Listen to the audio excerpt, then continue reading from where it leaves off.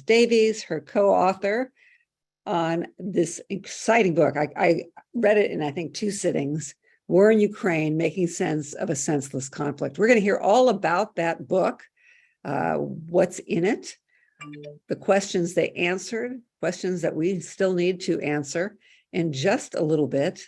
But first, I want to encourage you, if you haven't already done so, to introduce yourself in the chat. Say hi, where you're from, any organizations that you are affiliated with, or things that you're working on.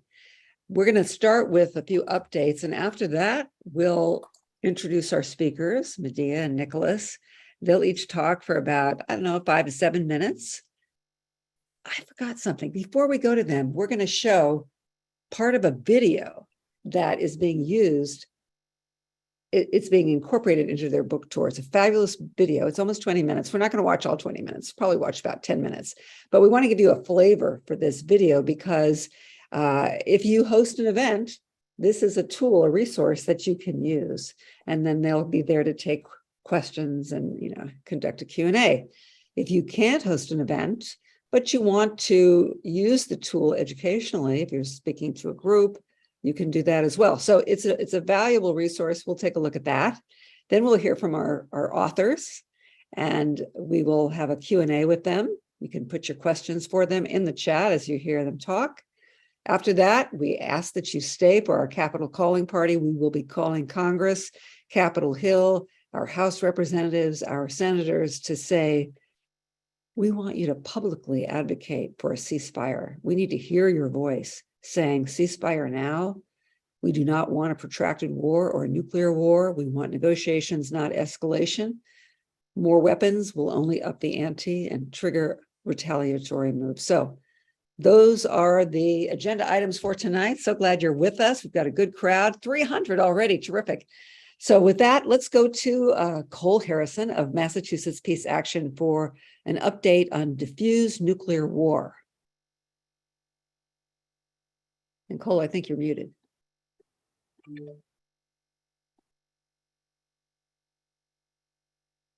Okay, let's see.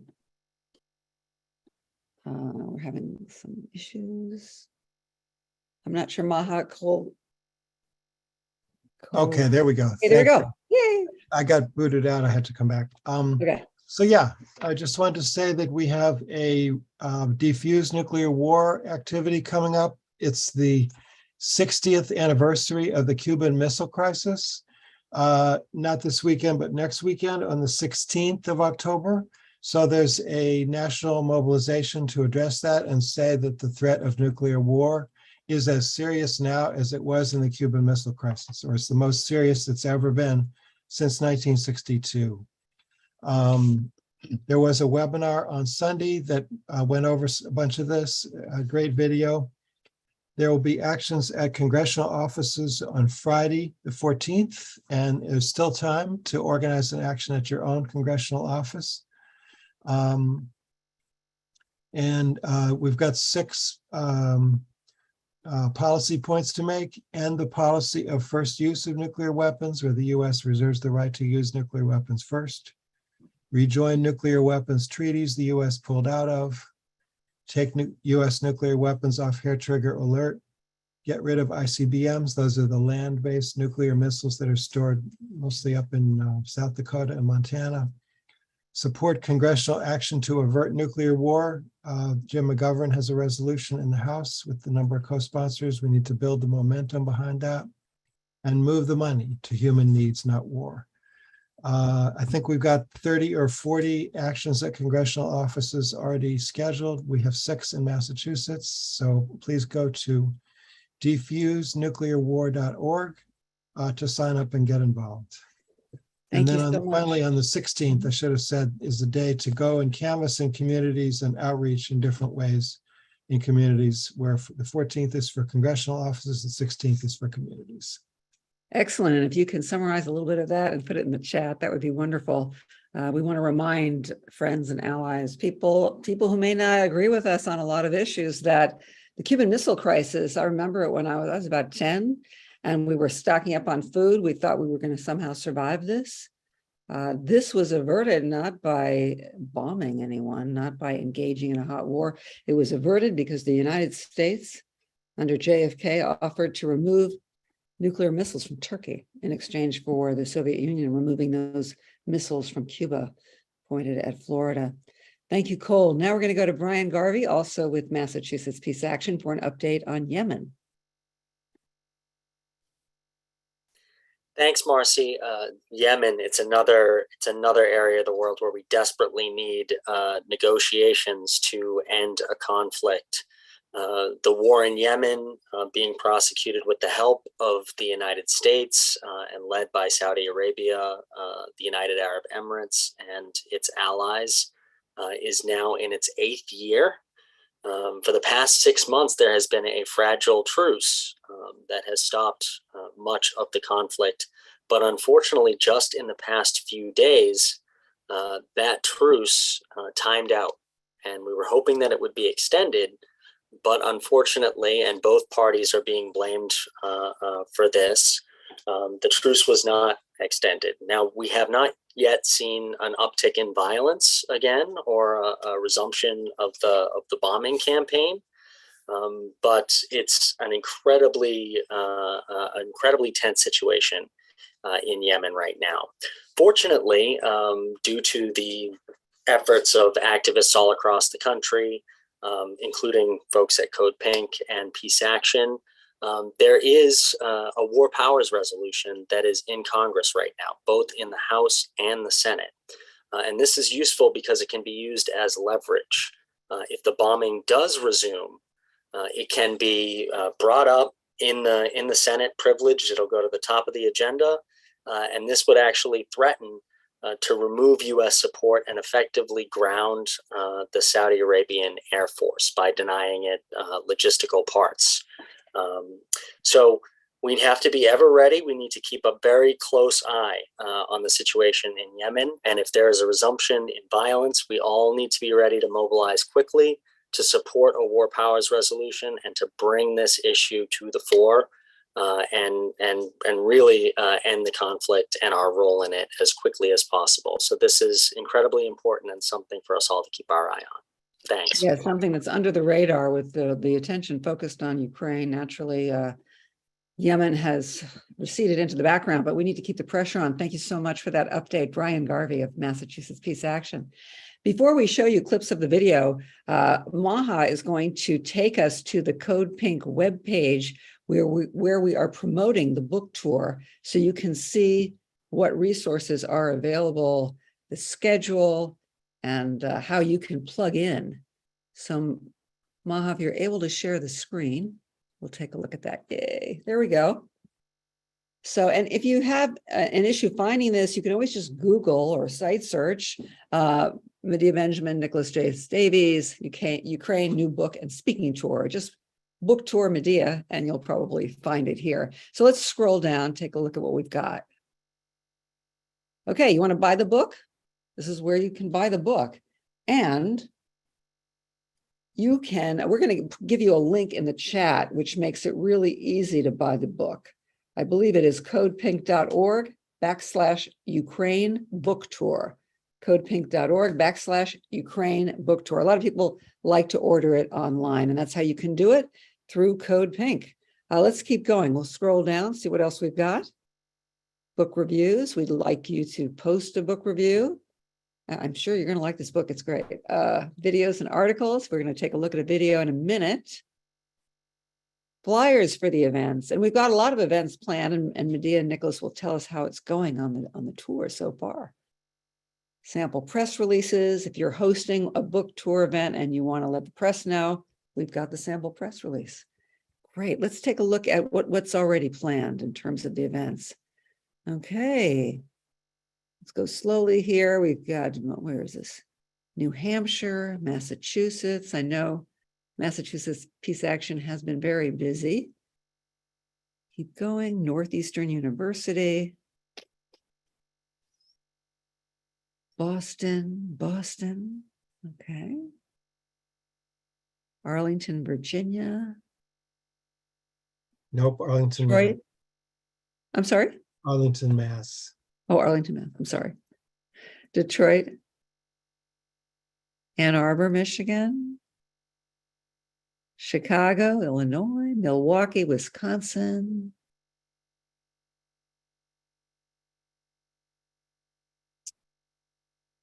SJSU, the Student Union Theater. Okay. So quite a few events planned. More are in the works, and there's plenty of time for you to also volunteer to host an event. Maha, are we able to put up the tentative schedule by region where she'll be? Where she and Nicholas will be? There we go, tentative schedule. So you can take a picture of this with your phone if you want, or you can ask me for it later and I'll send it to you. It's marcy@codepink.org, MARCY. But just to go over it, October, we're in Massachusetts, DC, Columbus, Ohio, New York City, upstate New York, then into November, Maryland, Portland, Oregon. Also in the latter part of November, Northern California, Houston, Texas, back to California for Southern California. And in 2023, we expect tour stops in Florida and the Southern United States. There you have it. So that's plenty of information, I'm sure, for you to digest and think about in terms of hosting a book tour. It could be at a church. It could be at a union hall. It could be at a university. Wherever you think you can get a pretty good crowd. Okay. Thank you so much, Maha, for sharing the screen. Now we're going to take a look at the video that is also shown at each book tour event. We're not going to watch the whole video. It's almost 20 minutes, but we will watch a good 10 minutes and then we'll hear from our authors. So here we go. And we have 400 people. Yay, 401.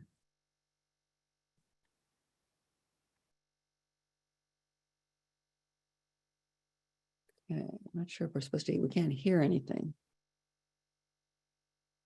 I'll fix that. And soldiers. Here we go. Let's talk about the heartbreaking war in Ukraine and what we could do to try to end it. Every day the war rages on, civilians and soldiers are being killed. Millions of Ukrainians have been forced to flee and seek asylum in foreign lands. Schools, hospitals, apartment buildings, and infrastructure have been reduced to rubble. We wrote this book to try to help people make sense of a war that should never have happened, a war that has raged on for months and might well rage on for years, a war that could lead to a nuclear confrontation, a war that must be stopped. We know that people have very different opinions about this conflict, and we hope that our book and this talk will foster respectful dialogue. We have not tried to justify or excuse Russia's invasion of Ukraine because we do not think it is justifiable or excusable. We hope we can help you understand the context, the background, and the actions of all the parties that led to this crisis. As U.S. citizens, we have very little hope of influencing the Russian government, but we should be able to influence our own government, which is why it's so important to look at the role the United States has played in fomenting the conflict. Let's look at two elements of U.S. involvement that we highlight in our book: NATO expansion and the events of 2014. Western leaders call NATO a defensive military alliance, but NATO was formed to defend Western Europe from invasion by the Soviet Union. That mission was accomplished when the Soviet Union disintegrated in 1991. NATO should have been dissolved at the end of the Cold War, along with the Warsaw Pact, which was NATO's counterpart in the Eastern Bloc. Instead, NATO reinvented itself to justify its continued existence.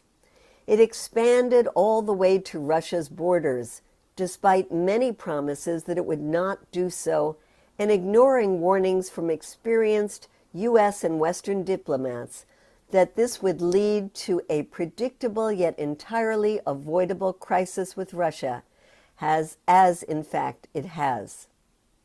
you can see the map showing the various waves of expansion in which NATO incorporated former Soviet republics and Russia's European neighbors. In 2018, the antagonism reached new heights when NATO, under U.S. pressure, publicly promised membership to the former Soviet republics of Ukraine and Georgia.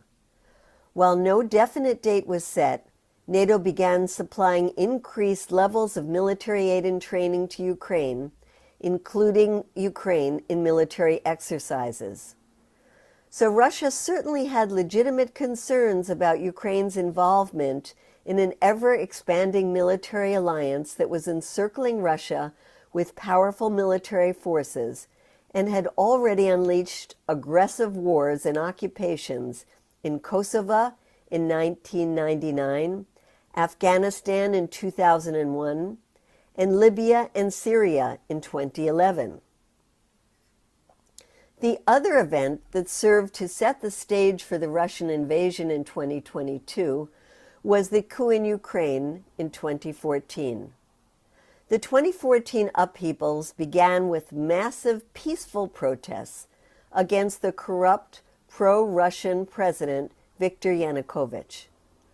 Unfortunately, though, these protests turned violent and were co-opted by neo-Nazi groups that refused to go along with an internationally negotiated plan for a political transition, and instead they spearheaded a coup.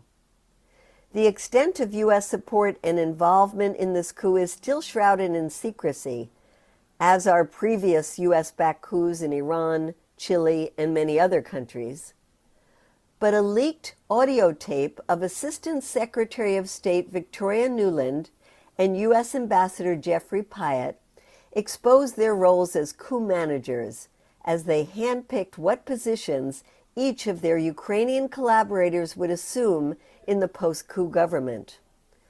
Although the original peaceful protests in Ukraine were about wanting to join the European Union, Nuland dismissed the European Union's more popular choice for Prime Minister, Vitaly Klitschko, with her infamous "F the EU" remark. According to a Gallup poll conducted in April 2014, nearly 50% of Ukrainians rejected the legitimacy of the post-coup government. This led to rebellions in parts of Ukraine that were ethnically and culturally close to Russia. In Crimea, a peninsula on the Black Sea with a mostly Russian-speaking population that was part of Russia from 1783 until 1954, as well as in the eastern provinces of Luhansk and Donetsk. In Odessa, 42 anti-coup protesters were burned to death by a mob on May 2, 2014. The new government in Ukraine was rejected by the parliament in Crimea, and a referendum to rejoin Russia passed overwhelmingly and was accepted by Russia but not recognized by other countries.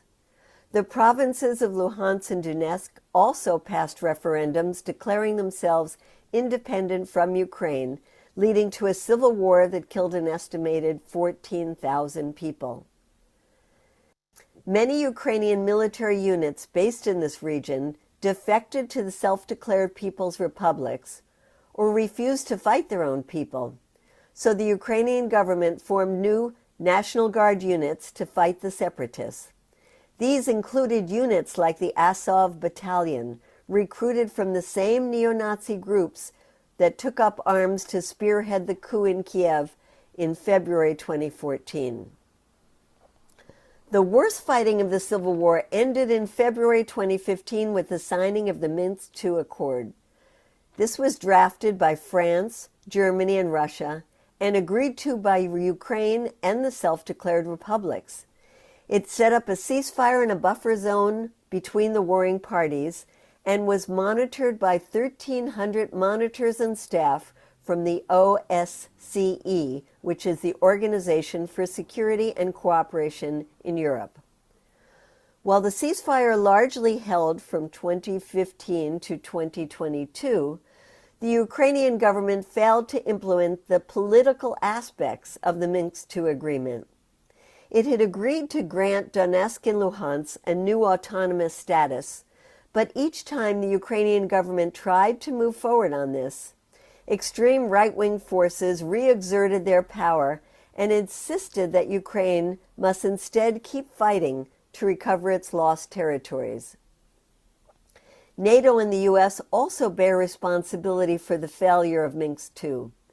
Despite officially claiming to support the agreement, NATO and the U.S., under both Trump and Biden, kept building up Ukraine's military, encouraging the Ukrainian government to believe it could eventually recover Donbass and Crimea by force, and that the U.S. and NATO would support that. As tensions were reaching a boiling point in December 2021, Russia took the initiative of drafting two mutual security treaties, one between Russia and the United States and the other between Russia and NATO. These were not take-it-or-leave-it demands, but drafts for negotiation. Unfortunately, the United States and NATO summarily dismissed Russia's proposals. By building up Ukraine's military, promising Ukraine NATO membership, and dismissing negotiations, the U.S. and its allies turned Ukraine into a dangerous weapon in their revived Cold War against Russia. Then, in the days leading up to February's Russia invasion, the OSCE ceasefire monitors documented thousands of explosions around the ceasefire line in Donbass, mostly on the Donetsk and Luhansk side, indicating a major escalation of artillery fire by Ukrainian government forces. So even in the immediate causes of the war, it is deceptive to describe the invasion as unprovoked, as Biden and U.S. officials routinely do. By early 2022, Russia had amassed large military forces near Belarus' border and its own borders with Ukraine, all the while. All right, there you go. So that's the book tour video that is shown at the book tour events. Following the showing, Medea and Nicholas speak to the audience. Fabulous video, and we can all use it as an educational tool. Again, if you want to buy the book, and I think you will, after you listen to our authors, just go to codepink.org/Ukraine book tour, and I'll put that in the chat. So now let's go to our authors. I'm going to introduce Medea Benjamin, a woman I know well. She's my co-host on Code Pink Congress. I'm so honored to have Medea as a co-host and a friend. She is the co-founder of the women's-led peace group Code Pink, author of 10 books, and co-author of the forthcoming book, War in Ukraine, Making Sense of a Senseless Conflict. She is also co-founder of the human rights group Global Exchange, the Peace in Ukraine Coalition, Unfreeze Afghanistan, which advocates for returning the $7 billion of Afghan funds frozen in U.S. banks, ACIRE, the Alliance for Cuba Engagement and Respect, and the Nobel Peace Prize for Cuban Doctors Campaign. Welcome, Medea Benjamin. Hey, so nice to be on with you, and it's so exciting that we have over 400 people on here. And I think it speaks to the fact that people are really thirsty to be involved, to be engaged, to learn more, to discuss with each other. I see we already have a number of different opinions going on in the chat, which is fine. I do think, as we say every time we have a Congress, that this is about respectful discussion. And I'm finding that's what's happening on the book tour so far. That people come with preconceived notions of what I'm going to say. In fact, there was a college today that said they got someone saying, "Don't bring that pro-Putin apologist to your university." And this woman invited the person, and we engaged in a very, very constructive discussion. I think that one of the key issues that people ask about is the issue of, can we engage with Putin? Will Putin actually negotiate? And this is something that I think we all need the tools to speak about. And there are many ways to approach that. One is to say, we don't know, but let's try.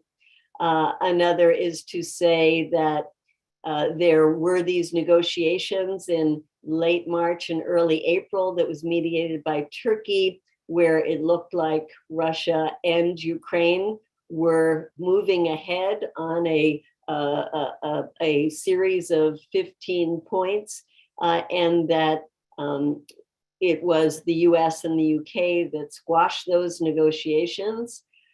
It's also important to point out that there have been talks with Russia, successful ones, on very specific issues. The issue of grains not getting out of Ukraine that were so important for feeding countries all over Africa and the Middle East is something that was negotiated, and a solution that is not a perfect one, but at least it's getting many tons of grains out of Ukraine, is an example of a mediated talk. Another is about the Zaporizhia nuclear plant, where there was and still is extreme danger of both sides accusing the other of shelling the plant, and negotiations that ended up having the International Atomic Energy Agency go into that plant is another example. A third example is the prisoner swaps that have been negotiated. And there have been, as far as I know, about 16 of them. And you can imagine the difficulty of a prisoner swap, the level of trust that has to be created in order for that to be successfully done. And that has happened many times. So it doesn't mean that any of the sides are ready to sit down to serious negotiations about what's going to happen in Donbass, but it does mean that they can talk to each other. The question for us is really, we don't have an influence on Putin, but we're supposed to have an influence on our own government. And is our government ready to call for negotiations? Is our government ready to have Biden talk to Putin, or to have Lavrov and Blinken talk to each other? And is our government ready to push the Ukrainians now to negotiate, which they were at one point extremely ready to do, and had even given up on the hope of joining NATO, and now went into a fast track position on NATO and have been saying publicly in the last few days that they will not negotiate.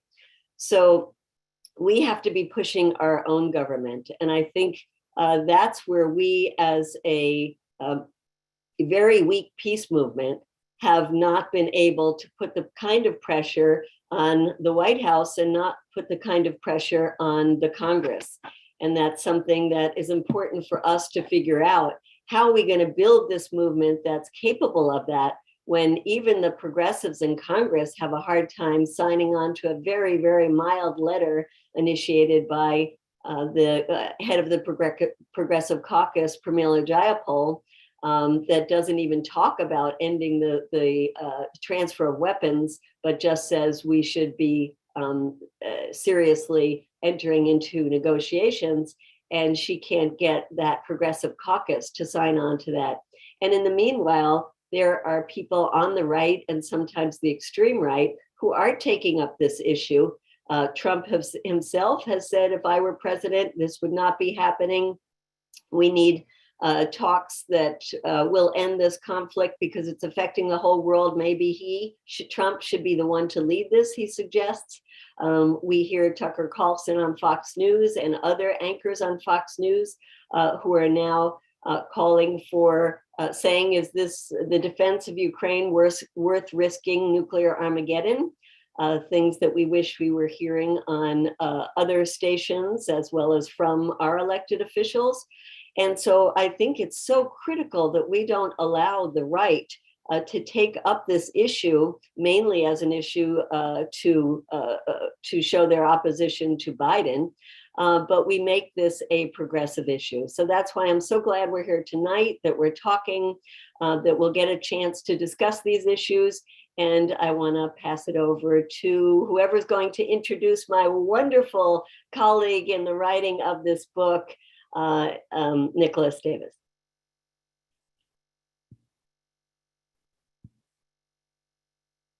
We can't hear you, Marcy. Thank you, Medea. Before we go to Nicholas, I just want to remind people to please be respectful in the chat. It looks like we're being fairly respectful. I know there's a lot of disagreement. It's not just on the left, it's on the left, on the right, and in between. And so it's critical that we have these conversations. I do want to invite those of you who believe that it's imperative we call for a ceasefire, negotiation, not escalation, investments in climate and housing and healthcare, not endless war, not weapons that will only prolong the misery and up the ante. If you're in agreement with that, please do join our Peace in Ukraine Coalition. We meet every other Wednesday. We're meeting tomorrow. And I put in the chat, and I'll put in the chat again, the link to join our coalition. All right, Cole, let's go to our next author. You're doing the introduction. Sure. So our next speaker is Nicholas J.S. Davies. He is an independent journalist, researcher with Code Pink, and co-author of War in Ukraine, Making Sense of a Senseless Conflict. And he's also the author of Blood on Our Hands, The American Invasion and Destruction of Iraq. And he's been a peace activist for more than 50 years. Nicholas. Well, yeah, I'm honored to be here speaking to all of you. And this has been an incredible experience writing this with Medea. We've been writing together for several years, and the publisher asked us to write this book and gave us only a couple of months to get it done. Now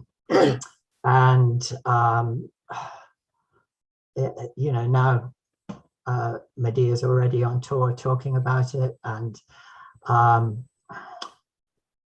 what's been striking me the last couple of weeks is that, we have a chapter that Alice Slater helped us with too, from the Nuclear Age Peace Foundation. We have a chapter on the danger of nuclear war. And here we are after, what is it now, 7-8 months, and that is already getting extremely serious. I caught one of the NPR news summaries a couple of hours ago, and they were talking about it in their 5-minute roundup of the news of the world, and they introduced a so-called expert from Harvard University who was trying to reassure the public in saying that he thought the chances of Russia using nuclear weapons in Ukraine were only 10 to 20%. I mean, that is where we are after 7 months of this war, that we now have, and I mean, who knows where he pulled that number out of. He gave no explanation of that at all. That Medea and I wrote an article last week about the UN General Assembly, and we went through every transcript and every speech, and I can tell you that the United States and the West and NATO are not supported by most of the world. 66 countries stood up in the General Assembly and called for peace in Ukraine. So as we describe in the book, there were negotiations for peace. In the first month of the war, within 6 weeks of the outbreak of war, as Medea said, there was a 15-point peace plan. And on April the 9th, Boris Johnson went to Kiev. He was the British Prime Minister, who's now resigned in a series of completely stupid scandals, but he'd done his damage, and he went to Kiev and he told President Zelensky that the United Kingdom would not be party to any agreement between Ukraine and Russia, that Ukraine should stop talking to Putin and keep fighting him. This is all reported by close advisors to Zelensky in the Ukrainian media. I said that, and he claimed to be speaking on behalf of, quote, the collective West, even though within weeks, Germany, France, and Italy all called again for talks. But really by then it was too late. Secretary Austin also went to Kiev a week or two after Johnson. And that's when he famously said that, the purpose of the war now was to weaken Russia.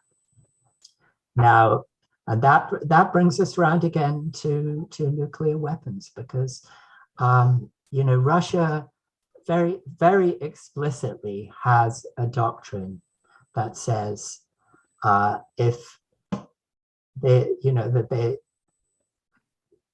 mainly they will only use nuclear weapons in response to a nuclear attack by another country. But if they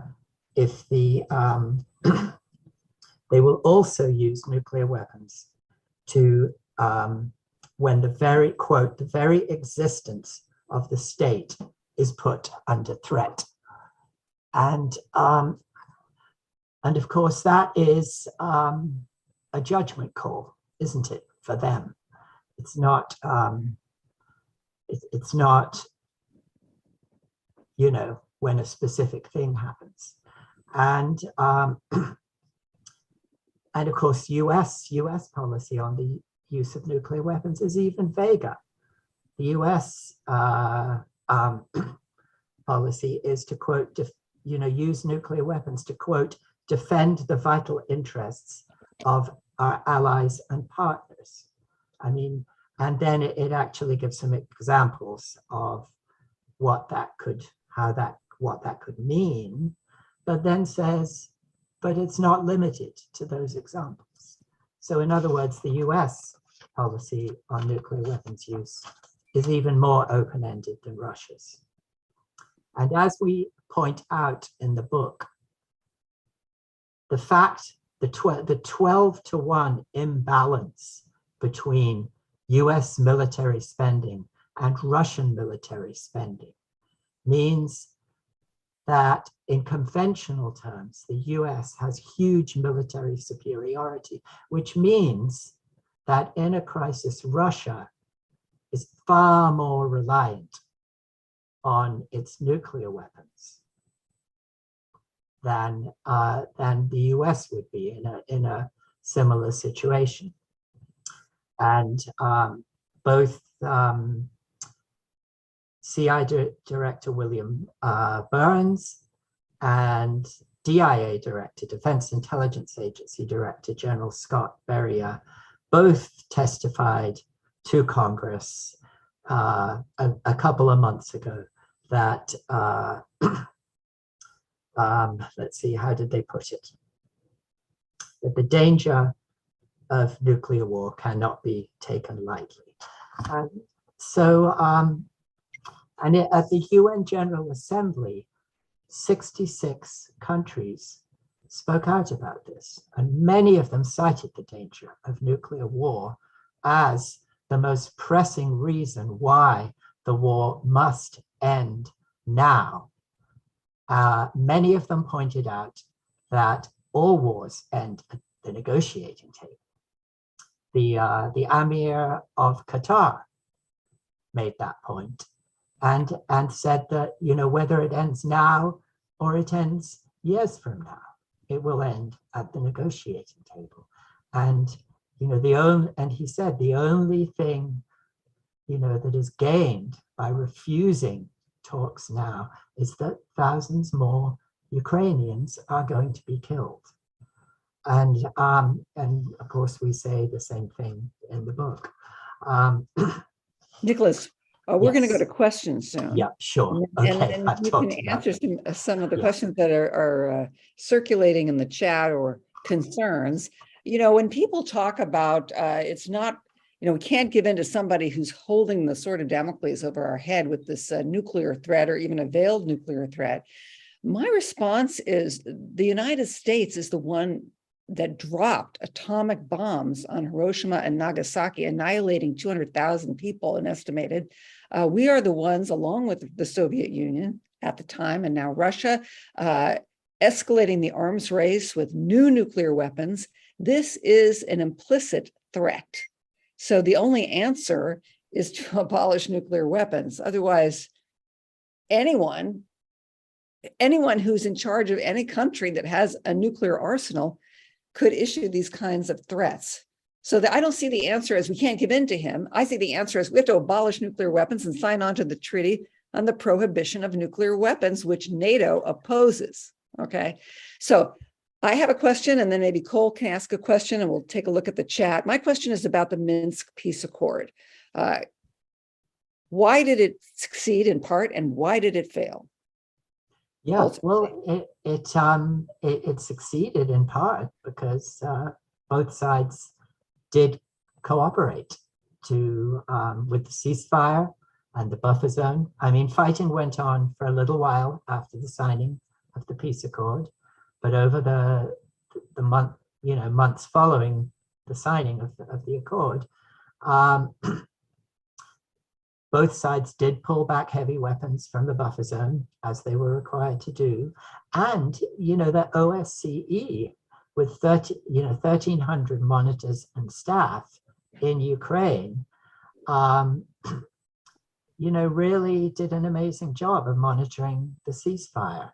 And they were not there to take sides. They were simply there to, you know, keep track of and you know, if there were violations of the ceasefire, they reported on them and they tried to mediate. And so in fact, if you look at the casualty figures, from that point on, the casualty figures declined and declined and declined to the point where for the last couple of years, up to 2020 and 2021, more people were killed by unexploded ordnance that exploded and landmines planted back in 2024 and 2015 than were killed by active fire. So, I mean, so that part of the agreement was working, but the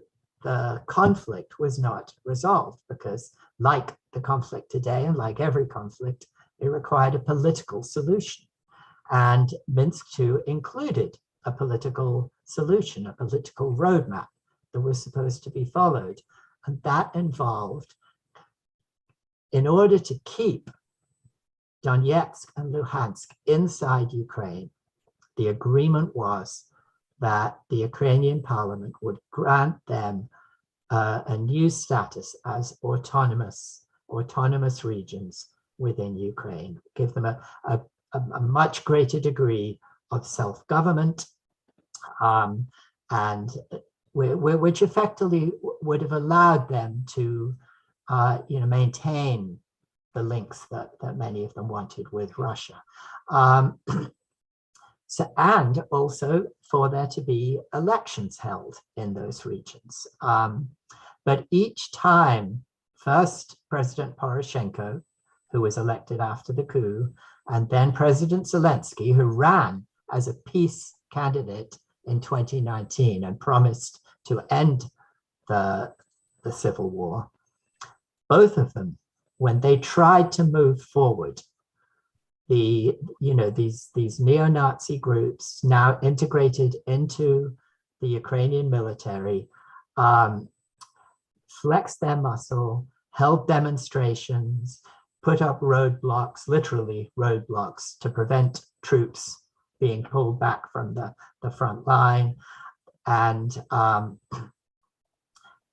so at each point, first Poroshenko and then Zelensky gave in to them. Poroshenko is on record having said that he only agreed to the Minsk II agreement to buy time, but he did try to. Parliament actually passed an autonomy bill on its first reading, but the neo-Nazi groups organized demonstrations through the streets outside that turned violent. One National Guardsman was killed, and hundreds of people were injured, and dozens were arrested, and so on.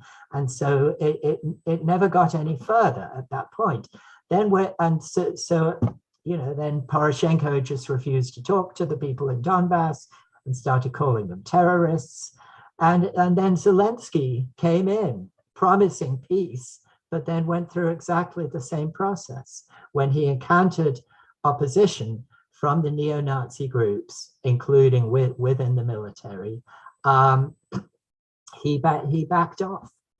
I mean, the leader, the former leader of Right Sector, who was by then the leader of a militia fighting the war, issued a threat that Zelensky would be hung from a tree in the main street of Kiev if he went ahead and followed through on the Minsk agreement.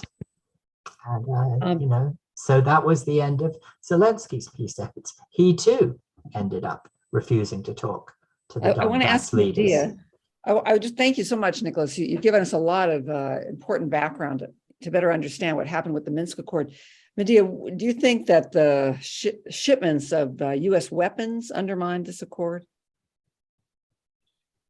Well, certainly, starting in 2015, the U.S. began these shipment of weapons and began training Ukrainians, 20,000 of them a year, began including Ukraine in these military exercises. It's interesting to see Zelensky when he submitted his fast track application to NATO, said, we are the de facto a member of NATO. And that is very true because of the incredibly close collaboration between the militaries of NATO. Part of NATO, becoming a member of NATO, is to have compatibility in the military sphere. And that has been happening for the last several years. So I think the US role in militarizing Ukraine has been a disincentive to making the Minsk agreements work. And when we look at the contours of what can be negotiated now, one element of that is to look back at that negotiation and see what in it could be salvaged in a new piece of negotiation. Thank you. Cole, you have a question? Well, I'm going to try to channel some stuff that's in the chat. Right. Several people in the chat are asking you, Medea, how does your position differ from President Putin's position? Some are saying there's no daylight between you and Putin. Where is the daylight? How would you critique Putin's position? And another side of it is some of them are saying that you are disrespectful to Ukrainians or Ukrainian socialists. And how do you answer that? I am horrified by the invasion. I think it is not only illegal, it is immoral. I believe that there are terrible war crimes that Russia is committing, and my heart goes out to the Ukrainian people. I learned in this process that my grandmother was from Ukraine, that I have family in Ukraine. I am against war in general, and I'm against this war. And I think Putin is criminal for having launched this war. If I were a Russian, I would be protesting. I would probably be in jail right now. I just wrote a piece with the former co-director of Code Pink, Ariel Gold, who's now the head of Fellowship of Reconciliation, about how we have to support the conscientious objectors, those who refuse to fight. So I am offended when people call me a Putin apologist. I think it's an easy response that people have, perhaps a knee-jerk one, perhaps that's taken from the propagandistic views of most of the mainstream media. But I think we need to be smarter than that. We need to be more profound than that. We need to recognize that while we might have differences in how we, what emphasis we put on different elements of the history leading up to this, if we want to see a continuation of this world and not a nuclear apocalypse, and we can go into other areas such as increased hunger throughout Africa and parts of the Middle East. We could also talk about the environmental horrific consequences of this war in many different dimensions of it. Then we have to come together and say, this is a war that Putin should never have waged, that the Ukrainian people are the victims of this war, and how are we going to end it? And I don't think that an endless stream of weapons that support the military merchants of death in the United States and make their stocks soar is the way that this war is going to end. Thank you. Very strong statement. We're coming up on the hour and we want to have time for our action. So let's unmute and thank Nicholas and Medea for being with us tonight, for their book tour, and for providing a forum and a platform for this kind of conversation, a very rich conversation. So Maha, if you can unmute everyone, they can thank our guests. Thank you so much. Thank you. Thank you. Thank you so much. Wayne and Wabanaki Thank you. Thank you. Thank you. Thank you, Nicholas.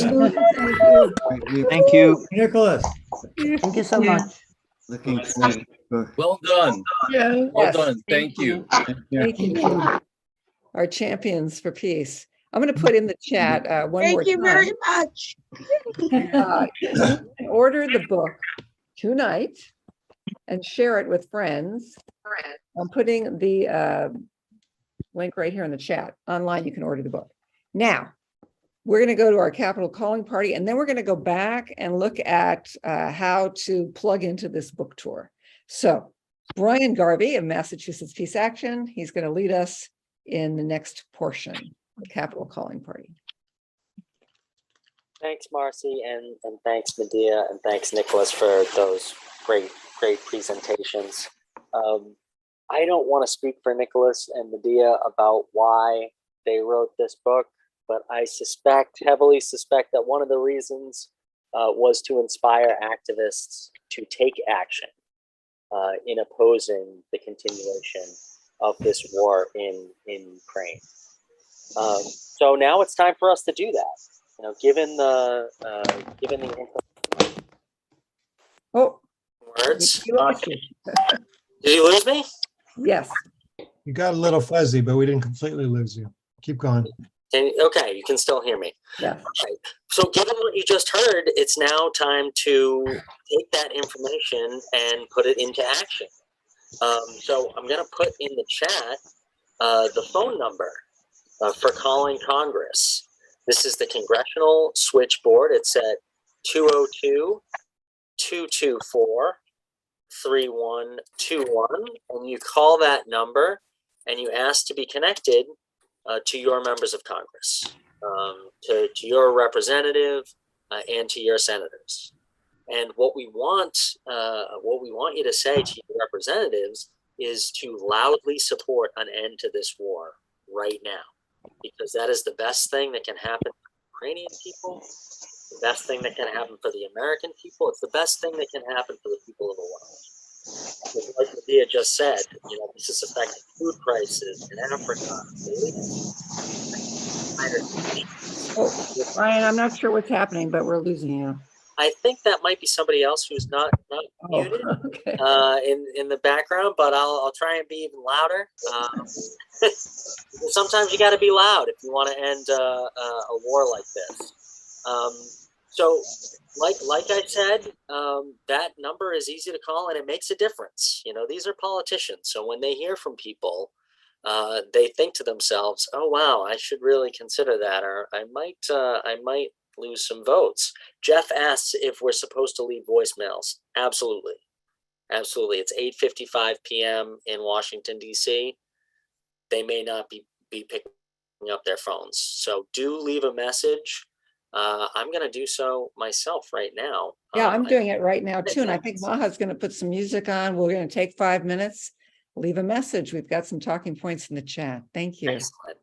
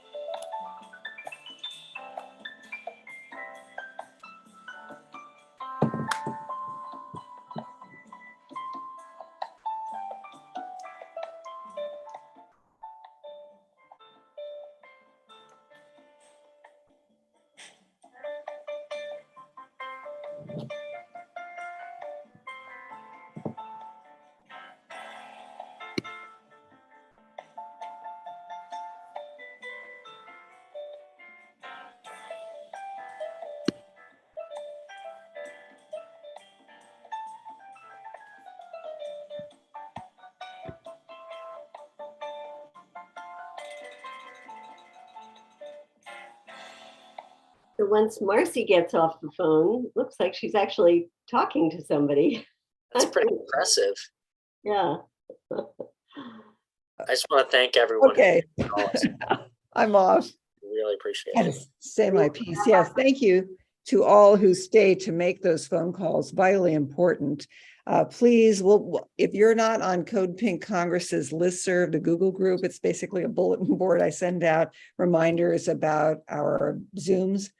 Please do let us know. You can just email maha@codepink.org if you want to join the Google group. Or if you'd like to be a Code Pink Congress liaison, a point person, we want as many point people as possible in each congressional district. So that's a really important role to play. With that, I also want to remind you that we have a Peace in Ukraine coalition. Somebody, I think it was Jerry, posted in the chat, why don't all the peace groups get together, work together and not in silos? And we often do co-sponsor events with each other. And we are working on creating a larger coalition. Right now, we have this coalition, as I mentioned, Peace in Ukraine. You can join, if you want to join it, just let me know. You can email me, marcy@codepink.org. Yes, I want to join the Peace in Ukraine coalition. I support a ceasefire now. I support negotiations for peace. I support an end to these billions of dollars worth of weapons that we're sending over there that will only fuel the war. I mean, why would somebody think that there wouldn't be retaliation and it wouldn't up the ante? Of course it will.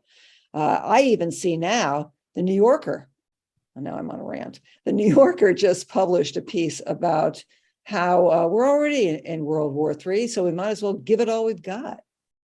And I saw that picked up by, I think it was in the LA Times too. So these are the messages that the corporate media are sending to us. It's not the path toward peace. And we have to push back really, really strongly. So let me know if you want to join the Peace in Ukraine Coalition. We're meeting tomorrow, 1:30 Pacific time, 4:30 Eastern. And with that, I want to thank you all. Can I get just- one more, Yes. Before we close, I just want to announce the next Code Pink Congress event is in 2 weeks on the Taiwan Policy Act. That will be October 18th, same time, same station. Please And come. I want to make one more plug for the book tour. If you want to invite me or Nicholas to your community, I'm finding just in the few that we've had so far, it's a great way to bring people together to talk about their local organizing. So invite us, use us, and it will be helpful for all of those who feel very lonely out there in your community. It's a way to really bring us together. You can email Maha, M-A-H-A, @codepink.org. Absolutely. Thank you for making that point, because we do hear from people who say, you know, I'm out here. I don't know who else will join the picket line with me. I would like to organize. So this is a great vehicle, this book tour. It's a great vehicle for educating and mobilizing, organizing, all of that. How do you get involved? You go to codepink.org/Ukraine book tour, and all the information is right there. I want to thank Maha Khan, who has navigated the tech for us tonight and does so much work on the book tour and on Code Pink Congress. And I want to thank my co-hosts, Cole Harrison and Brian Garvey, of course, our fabulous guests, Medea Benjamin, my co-host, and Nicholas J.S. Davies. And with that, I say good night, go forward, organize, activists become organizers, and thank you all. Good night, everyone. Chat. If you want to save the chat, just go down to the bottom. There are 3 dots, click Save Chat. Good night. Night. Good all. Bye. Thank you. Good night, Thank you, guys. everybody. Thank you so much for keeping on.